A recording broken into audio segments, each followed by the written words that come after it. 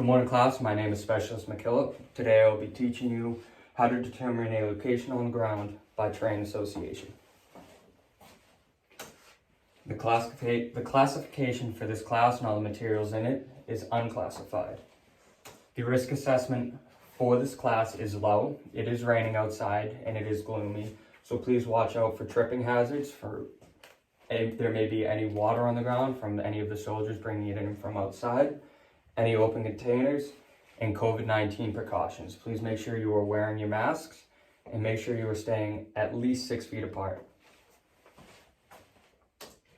The lesson scope for this class is as follows: task, condition, and standards, how to determine a location on ground by using terrain association, in-depth demonstration by myself, hands-on training, assessment, and AAR. The task, conditions, and standards. Task: determine a location on the ground by terrain association. Conditions: you are a member of a squad or team in a field environment and have been directed to determine your squad's current location. You have a 1 to 50,000 scale military map, a protractor, a pencil, and a paper. Standards: orient the map, identify the type of terrain on which you are located as well as the type of terrain that surrounds your location. Correlate the terrain features on the ground to those shown on the map. Determine the 6-digit grid coordinates to your location. The terrain features. So you have 5 major terrain features and 3 minor terrain features. To start, the 5 major ones. You have ridge, valley, saddle, depression, and hill. The 5 major terrain features are posted on the board right here, or in the coming slides I will be going over exactly what they look like. The 3 minor terrain features are draw, spur, and cliff. Again, I have them posted up here, or we will go over them in the slides to come, or even during the practice. If you have any questions, I will be gladly helping you. So to start, your 5 major terrain features you will be seeing in these slides. The first one is ridge. This is what it's going to look like on your map. This is what you should be looking for. So this is your ridge. This is your valley. This is the saddle. If I'm going too fast, please let me know. I will gladly help you again, show you again, or again, you can refer to the board. Again, this is your saddle. This is a depression. And this is a hill.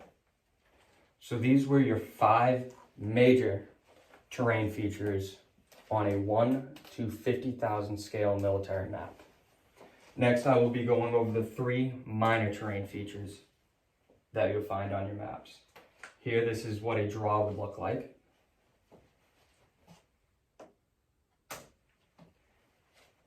This is a spur. And lastly, this is a cliff. Again, these are your 3 minor terrain features that you'll find on a map.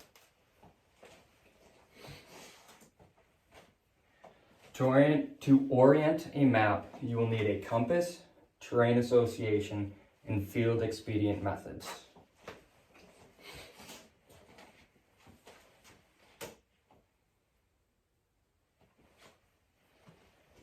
I will now find our 6-digit coordinate on the map using terrain association, and then I will give you a step-by-step, in-depth demonstration on how to do it following.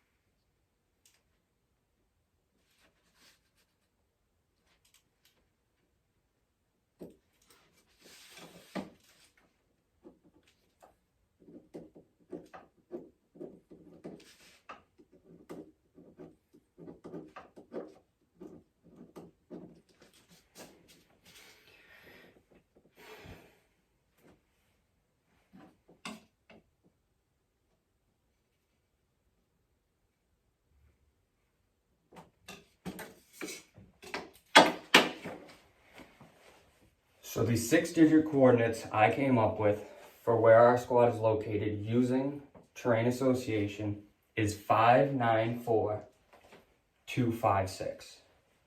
I'll now go into a step-by-step demonstration on how you do this. So first you take your map, you recognize that you have a ridge in front of you, a valley to your left and hills to your right. So you orient your map by placing it down with the ridge in front of you on the map. So you make sure when you're looking at the map, the ridge is in front of you. You know that the valleys are to your left on the map and the hills are to the right. Once you do this, always on a military map, you work up and down and then left and right. So you come to your map, you realize that you're at the bottom of the ridge and you come over to the 59 and you realize you are at the 25 left or right mark. So that will give you a 4-digit coordinate or 1,000 square meter accuracy of 5925. But again, we want to find the 6-digit coordinates. So you take your protractor, you put it on the map, you realize that you are at least 4 lines up and 6 lines to the right. That'll put you at exactly 594256. Will give you at least a 100 square meter accuracy of where you are and where your location is using terrain association.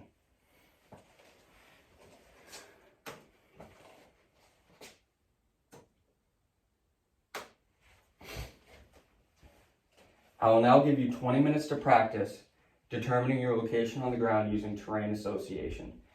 Please use this time well to not only practice, but also I will be walking around to answer any questions you may have, such as what type of terrain you may be looking at, what type of terrain may be surrounding you, or how to determine your exact 6-digit coordinates. So this is all practice so you can all be considered goes for your assessment that will take place immediately following this practice. Your 20 minutes starts now.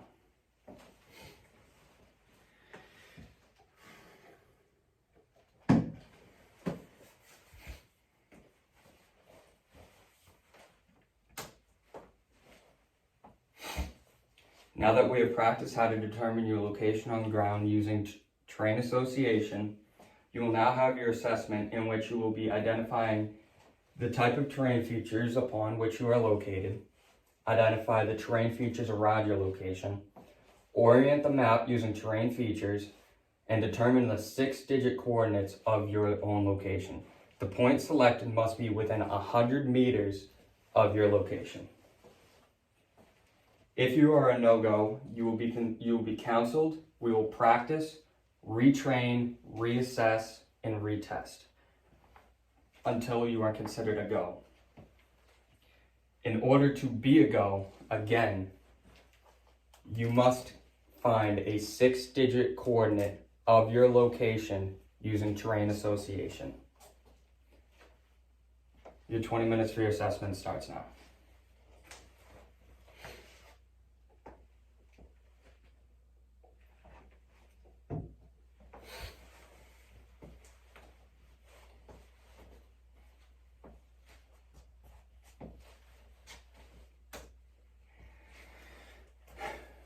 Everyone has turned in their papers, and you are all a go.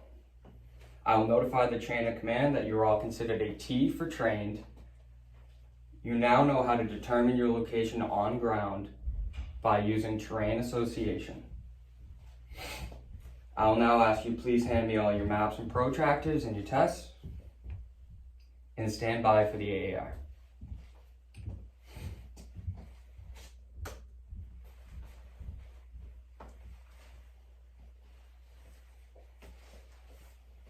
So for the AAR, what was supposed to happen? You were supposed to learn how to determine your location on ground using terrain association. What did happen? Was exactly that. You learned how to determine your location on the ground using terrain association. Do you have any sustains?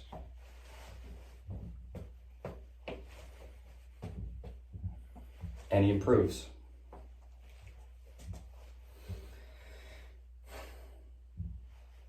Any recommendations? Thank you. That will conclude my class on determining a location on the ground using terrain association.